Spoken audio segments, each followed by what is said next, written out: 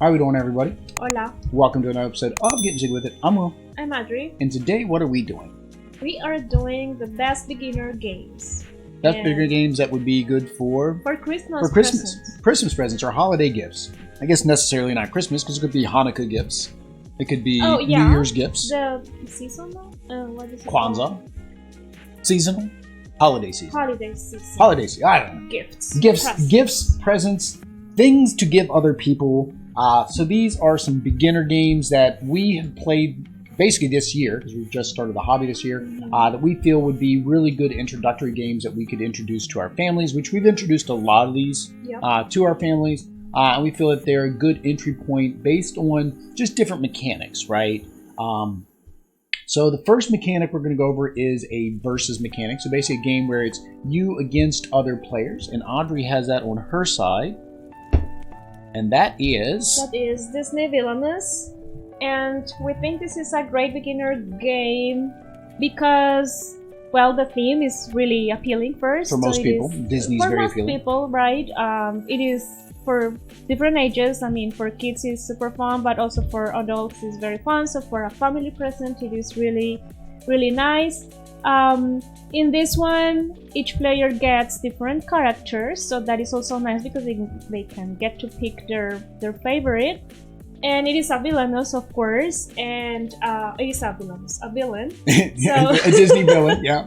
So it is a versus. It is with cards. You have a miniature, realm. A figure. Yeah, I don't know what they call it. Exactly yeah, a miniature, I don't know what they call it. Something.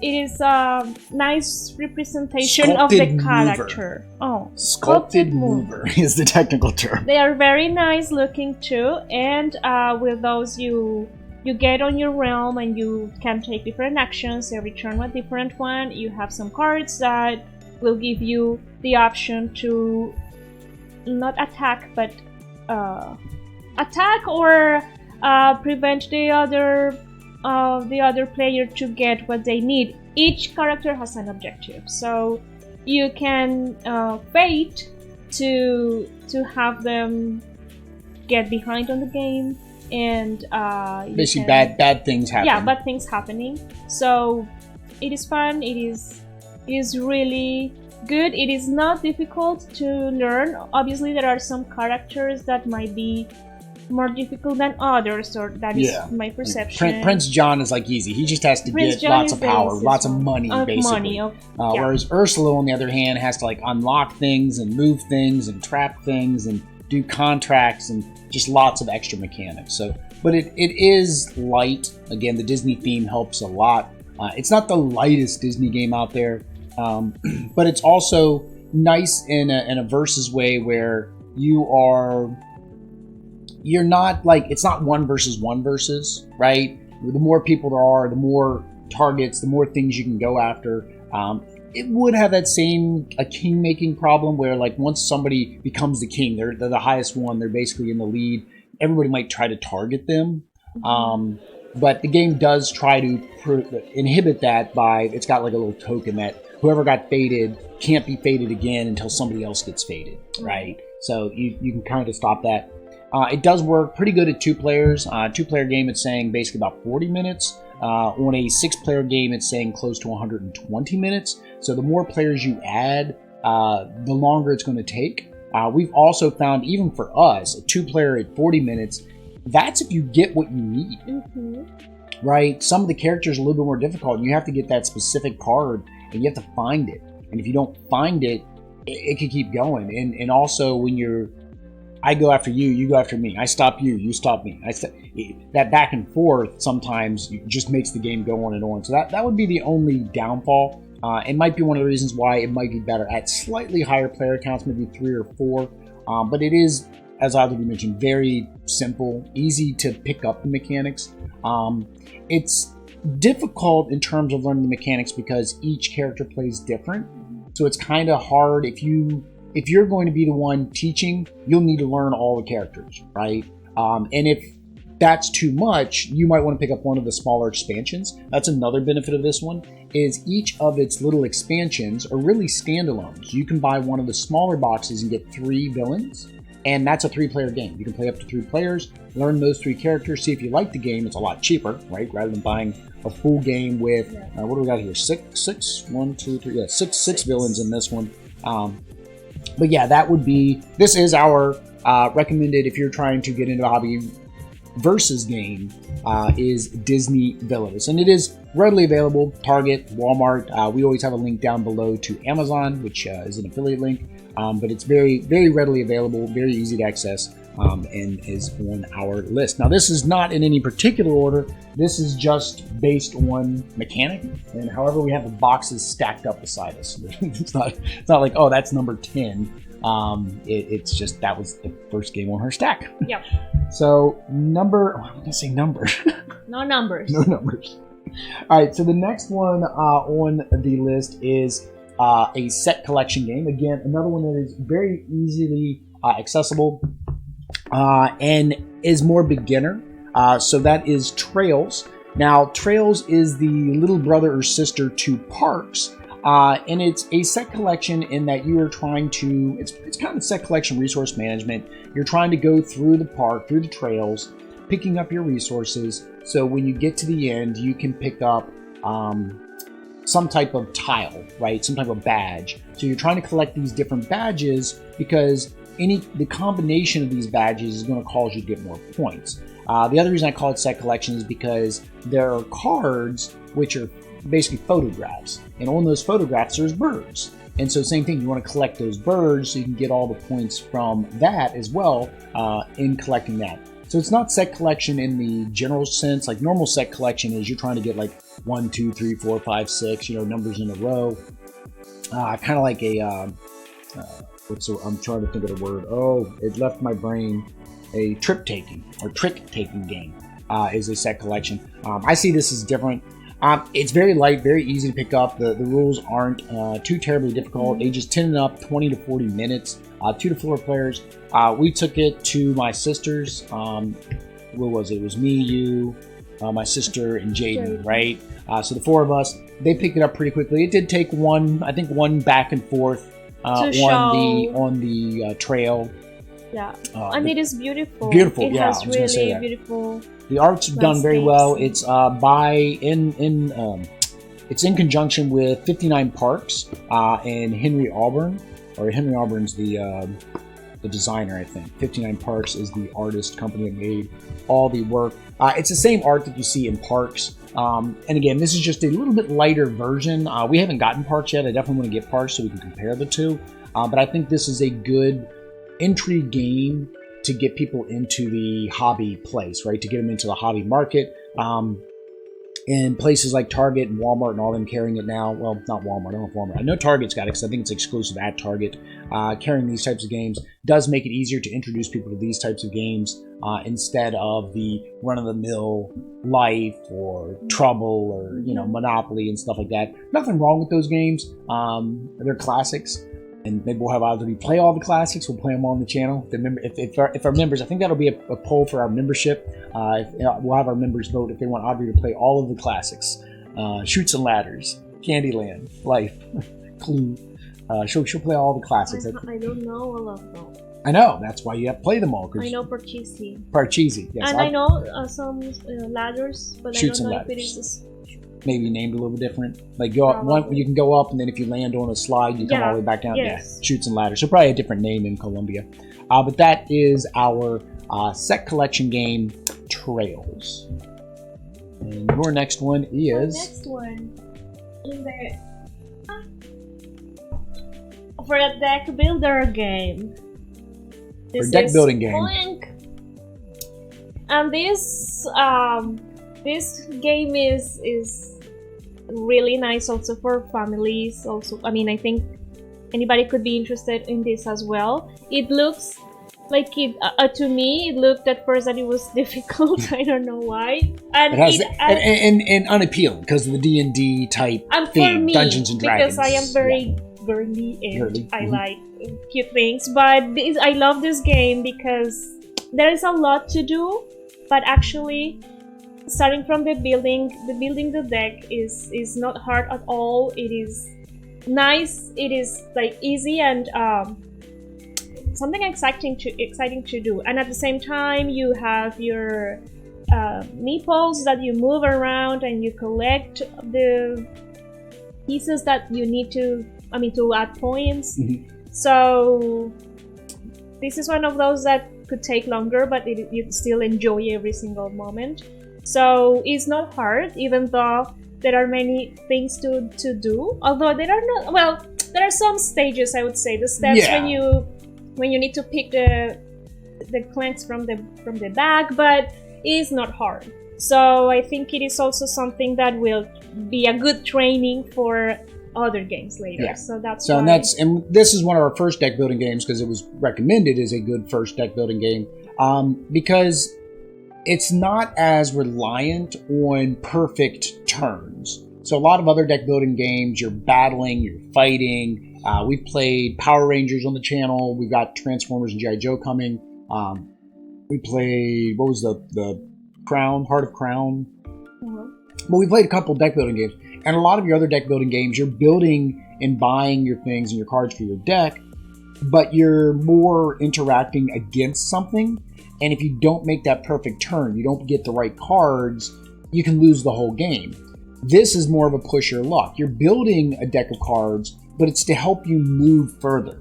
It's to help you get weapons to defeat the bad guys. It's trying to go as far as you can and buy as much as you can before trying to escape and before the dragon gets you and you die from too much noise, right? Very simple, very easy mechanics to learn. Again, another one, and as most of these games are, is another game that we introduced to our niece who had never played games, and she picked it up pretty quickly within her first game. We would only imagine that each additional game would get better. Lots of variety as well with this one. There are a lot of expansions. There's also different versions. So like Adri said, if Clank as a dungeon doesn't, interest you and a dragon chasing you, there is a Salud mas. Adri sneezed. But there is also a Clank in space, which we may try. And if you're somebody who likes more... Shh! I'm making a video. What's that? What was the phone? Oh, your phone? Yeah, why not? Why not? You sneeze, phone goes off. We're just trying to explain a game here. But yeah, so with Clank, there are multiple versions. And then there's also a legacy version, which if you like those style of game, a lot of people play Pandemic Legacy. This is a good option for that type of gameplay as well. So you could actually get Clank Legacy. We didn't put a Legacy game on our list. We wanted to keep it to 10. But yeah, this Clank Legacy or Pandemic Legacy, we played that with my sister who had never played any type of more hobby games as well. And that works very well for new players. All right, so that is Clank, a deck building adventure. That's bigger than that one. That's true. Make sure we get our stacking. I mean, this is only like the 4th or 5th video, depending which order we put these up in, that we've done. Actually, this will be the first of our top 10 videos. So if you guys want to see more of our top 10 videos, well, this isn't even a top 10 video. This is not... If you want to see our top 10 videos and our favorite 2-player game videos, subscribe to the channel, because those videos will be coming up over the next month and a half. But let's continue with our list here. So the next one is I guess I'm calling it roll and write, but technically it's not a roll and write. We've not played many roll and write. Well, we played one. We played the roll and fight game through Renegade or Revenge roll and fight. No, Vengeance. No, Vengeance roll and fight. I forget what the name of the game is. We're gonna get it on Kickstarter, so we'll play it again on the channel for you guys. But this one is actually a flip and write, and that is Welcome to. So this is probably going to pop apart because we've got all the expansions and everything inside of it. So I got to hold it together. So Welcome to, the reason I say it's a flip and write is instead of you rolling dice to determine your actions, it is a simultaneous action game where there's going to be cards in the field and they're going to match up to a number and to some type of action that you can take, whether that's adding a fence to your area, getting a pool, building a better garden, just different things in your goal or in your progress to make the most perfect home, make the perfect neighborhood. Very simple to pick up, very difficult to master. I mean, even when we've played it a couple times, trying to figure out how to get those perfect numbers. Where do you start with the number? Because you're very limited. I turned it the right way. You're very limited in the lots that you can build, the streets, and you can't repeat numbers. So it makes it very thinky to make sure that you don't block yourself out. Yeah. And then there's scoring objectives, Your Honor, objectives, where you're trying to get, say, 4 houses together or 5 houses together, and trying to make a row of houses. There's other scoring objectives like having so many trees, having so many parks. They're called parks, swimming pools. So the theme is also very... Yeah, the theme is very nice, and it's one of many games in this genre. So the other thing is I don't want to call it complex or really that simple. We did play with my mom and my sister. They seem to get it towards the end of their first game, and I think that's the key with most hobby games. When you're introducing hobby games to new players, or if you are a new player, of course, it's going to take a game to figure it out, right? Some people, they'll figure it out first game. Others won't. I think it's cute. The art's nice. The appeal's nice. There's little secret things in the cards. Have you seen that? So like there's little secret details in the house cards when you flip them over. It's kind of nice to look at. There are 2 other versions of this. There is Welcome to Vegas, or New Las Vegas, and then there's Welcome to the Moon. I've heard Welcome to New Las Vegas is quite a bit more difficult than this. A lot of people still like the regular Welcome to, the original Welcome to, better. And then there's Welcome to the Moon, which I imagine is going to be a little bit more complex as well. We haven't gotten either of those 2 to compare them. But just with this one, you get a lot of variety from the base game.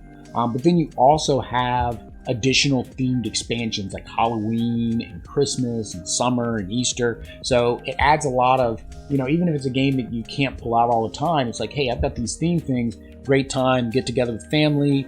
I'm going to go spend time with family on Easter, or I'm going to spend time with my family for 4th of July. Hey, we'll take this game. It's very small, very easy, very light. Well, I'm going to say very light, not when you have everything. Not when you have comes everything with the sheets is basically so. Yeah, it's sheets. You can laminate them to make yourself dry erase boards. They do sell dry erase boards for the themes. I think Barnes & Noble is the exclusive place to get the dry erase of the theme ones, but it's not all of them. I think it's only 4 of the 6. Because there's zombies and then there's nuclear apocalypse, or two of the other themes in there. But this is probably a good starting point for Roll and Rights. There may be others, there may be better ones. This is really the only one we played besides the Roll and Fight. So it's the one that right now we're recommending, and so far from what I've heard, a lot of people really like this as one of their first, if not after their first, one of their top Roll and Rights that they've ever played. So that is Welcome to. Okay, then we have Land versus Sea. So Land versus Sea is a tile placement. So this is a recommended tile placement game. Yeah, it is a tile placement game for 2 to 4 players. We like it at 2 players, and it is very quick. It is about placing tiles and making a body of water, a body of land, and each tile has some actions that you can take, like stealing one from the opponent or placing a second one. Also making like a chain or a chain of coral, or each with one the advanced has also rules. some with the advanced rules. Some of them also worth like more points. They have a little icon there. So it is very nice, very quick. You need to try to do. The bigger you make your. Yeah, so you score the body, bigger the tiles. Score, so it's something that I think everybody could be interested in, and it is not difficult at all. So I think that for little kids to adults, it is going to be something. Well, they said 14 plus. Enjoy. I guess they're afraid the kids are going to put the little pieces in their mouth or something. It's. I wouldn't say it's terribly difficult. I don't say the 14 is accurate for the age. I don't think, right? The rules are pretty basic. I mean, you're placing a tile, and you may take another action, and you're just trying to enclose bodies of water or bodies of land. I mean, that is it. It's a puzzle. It's a puzzle, right? So if anybody can look at pieces and be like, oh, if I put this piece and this piece together, then yeah, I mean, even on the back of the box, Yeah. back of the box, it says learn how to play in 2 minutes. Like, I mean, that's basically it. Only 2 minutes to learn how to play the game. How much more beginner or simple can you get? So yes, this Land versus Sea is probably a good entry point for a tile placement game. There's many more out there. I mean, we played Patchwork, which really wasn't too difficult either, but that's 2-player. At least this one you can play 3 and 4 with the variant rules that are inside. So it's a little bit more accessible for higher player counts. You know, Patchwork's just 2, right? But that is Land versus Sea. That goes over to your side. And then what do I got down here? I got this thing. So the next beginner game is Trekking the World. Now there's 2. There's Trekking the World and there's Trekking National Parks. Either one would work for this. And we're calling this our card play game or card usage game. Basically a game where you're using cards to make your actions. In Trekking the World, you're basically, or Trekking the National Parks, you're trekking around to location, trying to accomplish its requirement. So for example, if I want to go, they got the Great Barrier Reef on the back here. In order for me to acquire the Great Barrier Reef, I would need 2 water cards and a camera card, right? So each card has a symbol and color to go with that symbol and a number. And the cards are dual purpose. You either use them to move around or you use them to actually acquire the different locations that you're trying to get to, right? That you're trying to get points from. There's also little location. In this case, they call them souvenirs. In trekking, I forget. I think they were just called pebbles. In trekking? Yeah, trekking the national parks. I think it's pebbles. I think they were just called pebbles, but they were flat, so they weren't like pebbles. But that's another type of scoring. You can go through that and pick that up. It's very light, very easy. We played it a couple times on the channel. Actually, we played Trekking the World twice because we played during Extra Life Game Day, and Trekking the National Parks we also played on Extra Life Game Day. Those videos will get posted by themselves if you did miss our Game Day stream. But yeah, I feel like it's pretty easy. I mean, 2 to 5 players, so it's got a nice player count. Ages 10 and up, and that's because there's small little cubes that kids can swallow. And then, of course, it says 30 to 60 minutes, and I think that's about what time we played it in. The art's beautiful. The game looks great. Both games look awesome. I like this version a little bit better, which is why we asked for a preview copy of it. But I know my family, they got Trekking the National Parks and played it over the weekend, and my sister said they had no problem learning how to play it and getting the gameplay done. So I think it's a very good entry point, especially if you are somebody who has played board games, like, right, you played the classic board games we talked about earlier. This at least has some of that similar connectivity of, you know, having a board, having a moving piece, playing certain things. Instead of rolling dice, you're just playing cards to move around to accomplish things. You're not really having to fight each other, right? Yeah. And I like that each landmark you visit has like a description of what it is on the back. So I think also for learning a little bit of geography is very interesting. Yeah. So yeah, I forgot about that. Yeah, it's meant, and that's when they made it. Underdog Games specifically says in the thing that's why they make it. The national parks, they love the national parks. They want people to learn about the national parks. And same thing here.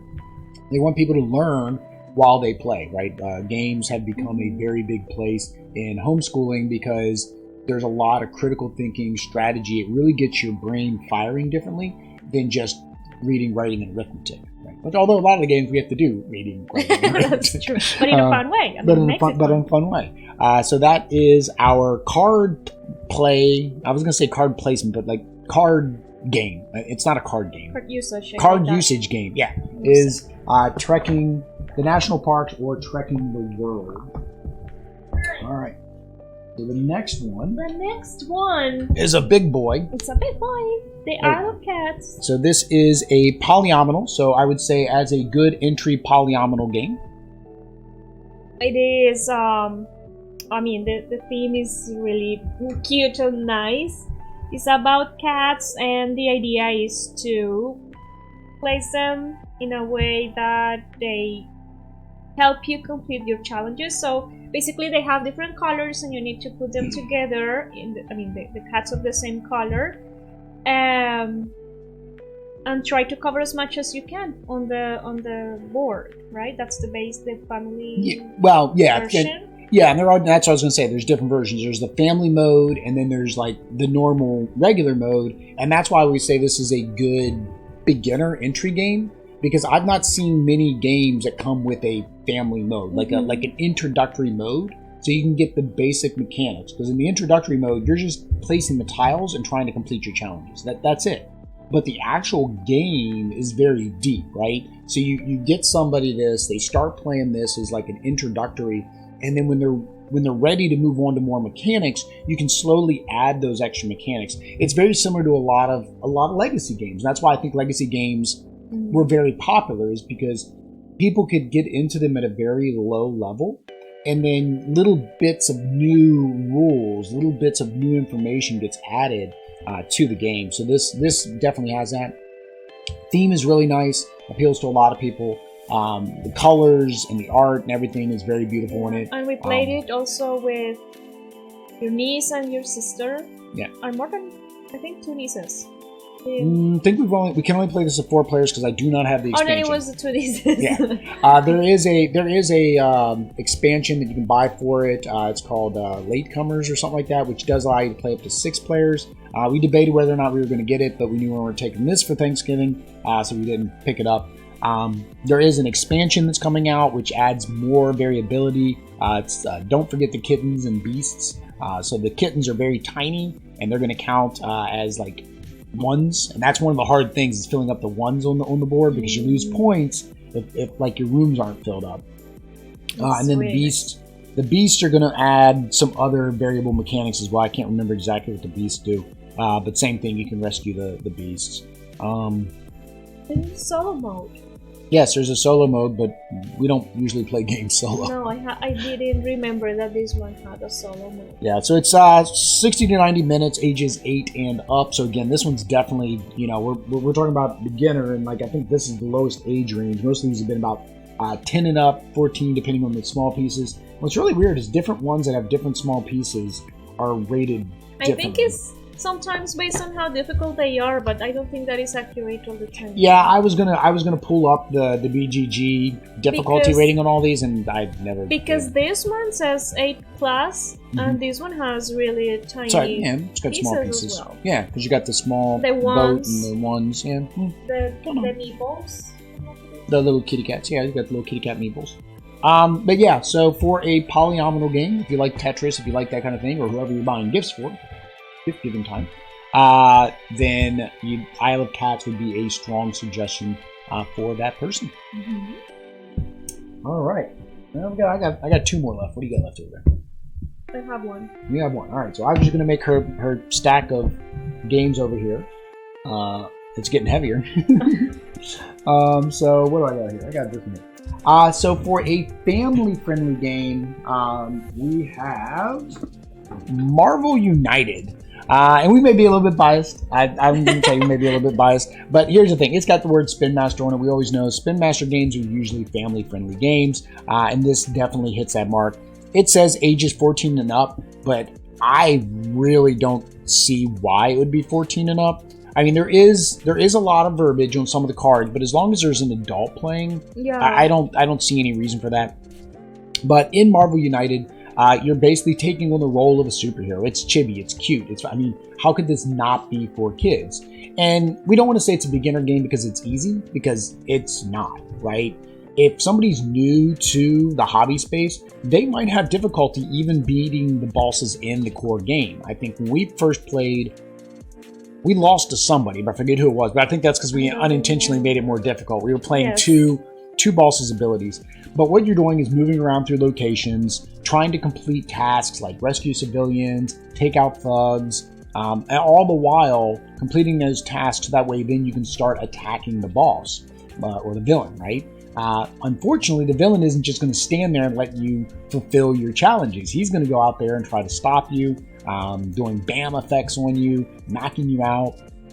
And it's a cooperative game. So that's another nice thing. If you're gonna introduce it to families or as a new gamer, a lot of gamers are hesitant to get into the space because they don't want versus. They don't want, oh, I'm better than Audrey, so I'm going to pick games. Yeah, I'm better at all these different games, so I'm going to pick up a difficult game that I know I can beat her in. And that's not the reason to play games. The reason to play games is to play games together. So by having co-op games, it means that those new players don't have to feel threatened, and they don't have to feel like, they're not going to be good and they're just going to lose, so why even try? So having a cooperative game, I think, as a starting point is very, very useful and very helpful because of that. The chibis? The miniatures is something nice too. It complements the hobby. Compliments, okay, yeah. Compliments. Complements the hobby. If they want to paint it as well. So yep. And I saw some people on YouTube, it was like he just handed the kid some paint, handed the kid a mini, and they get to paint the mini however they want and have fun. And that's another thing, it brings out creativity, brings out fun. And you can do whatever you want with them, right? It's your mini, you do as you want. But yeah, the art's cute, but like I said, don't let the cute art fool you. You start getting into some of the more advanced modes or into some of the other villains.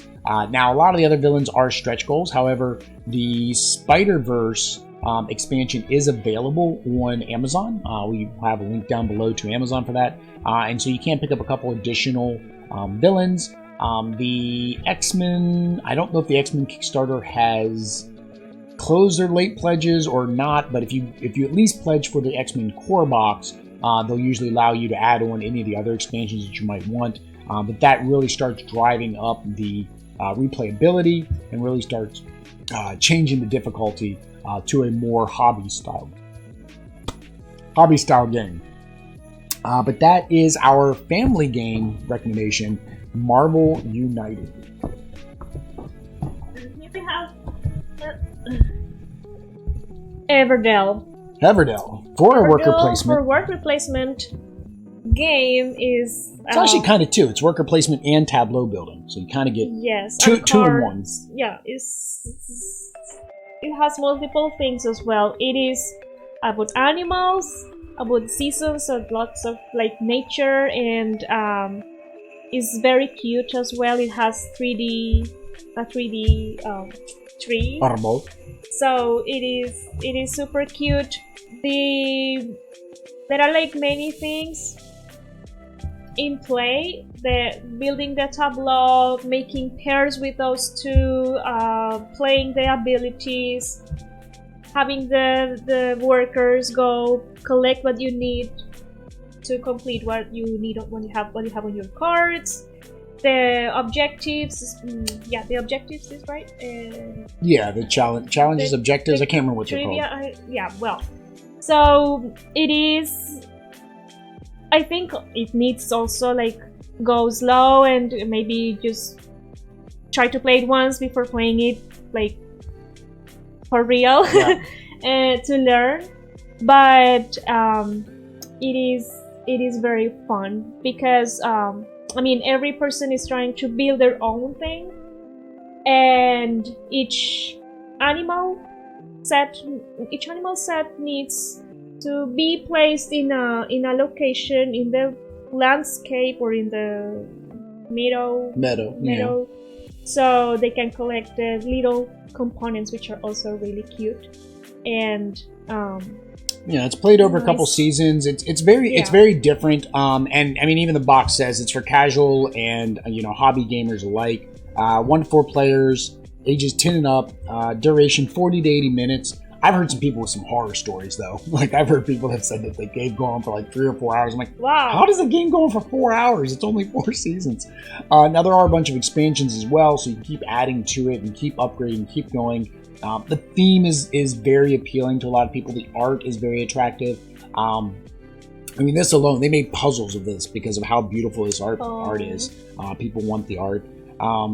There are upgraded components. The components themselves are really nice too. You got little squishy things for the berries and little crystals for the amber. So it's just all in all a great production. It's a game, again, a lot of people have played, a lot of people recommend. It's been out there a while. This is 2020, but I think that's this edition. Yeah, this is the second edition, came out in 2020.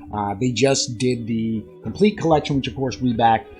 This game is one we like so much that with our Extra Life charity big giveaway, which has already, well, we're recording this in the past. It's going to actually go off in the future. But this is one of the games of our collection that we included because we wanted new people to the hobby who might be making the donations and would win that bundle of games to be able to get a game that we feel is a nice entry, not overly complex, yet at the same time you can build and grow with. Which is kind of ironic. You're building and growing your town, but you can build and grow with. You can make it more complex, and you can learn more and more about how to combo this card with this card to make the optimal points, or if I have this and this, I can do this with it, and then I can use this to destroy this to be able to do that, and just really have a lot of fun with it. And it, as far as I know, it doesn't get old for most people. But that is our another dual game, right? Our worker placement / tableau building we would recommend is Everda. Right? And the last game on our list after I take un poquito de swig. If you guys probably been able to tell through this entire video, my voice is going. I don't know why, but we're gonna make it through this video. We have to get these videos done before Audrey goes to Colombia for her familia. So we are gonna get this. Let me take a drink. I'm just rambling, making my voice worse. I need to pick up that game over there. Take your drink. All right. So our final beginner entry game is one of Audrey's favorites, and that is Santorini. So Santorini is a game. Of course, it's a game. That's what we're talking about here. And it's a strategy style game where you're trying to move your little builder around, your master worker, and then he is building the little houses. And the objective is to get to the third level of the house.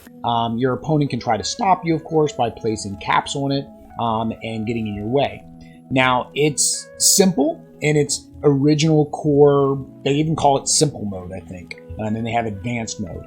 So very much like with Isle of Cats, where you have two different modes, you can come in on the simple mode, no god powers, no extra abilities, nothing like that, and just play almost like a game of tic-tac-toe or chess. You move, you build, you move, you build, and see who can get up to that third layer first. Once you've done that, it's time to add in some gods. And those god powers really change up the game. Every single one of the god powers really makes the game completely different than the last, and makes it fun, makes it exciting. The art's cute. The art is cute, and I think the components as well. Like, it does not have a lot, so I think it also makes it easier. More appealing, because if somebody sees a game and you take a game out and you take a Gloomhaven box, right, and you drop a Gloomhaven box on the table, like they're gonna be like, what's going on here, right? Like this is crazy. Why is there like 500 pages of rules and 9,000 components? This one, it's like, here, you got these little white things and you stack them on top and you put a blue thing on top. Can you figure that out? Cool, let's go.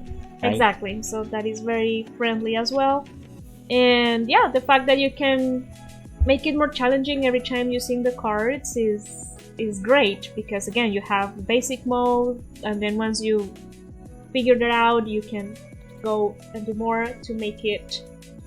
You combine the gods and the heroes and you have multiple different games right there. Yeah, just that alone. And this is another one. It even says in the back of the box, learn it in 30 seconds, play it for life. So it's another very simple game to learn.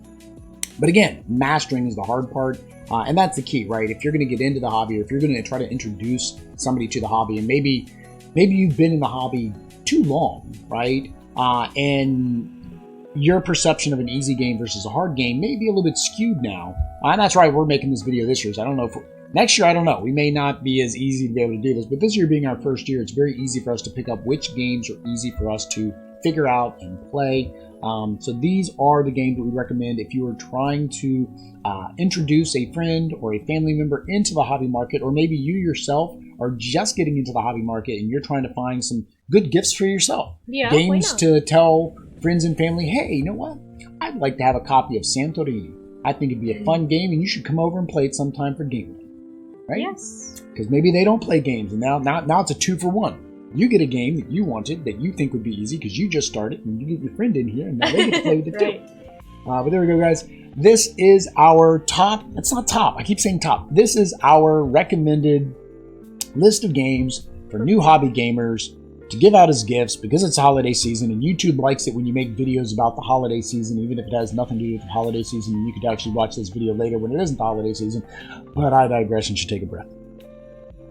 If you want to watch our rest of our videos, including our live gameplays, unboxings, and some additional top 10 type video content that we're going to start coming out with next year, make sure you hit that like, subscribe, bell notification. If any of these games are games that you've played or you think would be on your top list for beginners, make sure you leave a comment down below so we can chat about it. Or maybe there's a game we missed. Maybe there is a better game that we've not played that we need to add to our collection so we can see how easy or hard it is. But until next time, guys. Adios. Peace.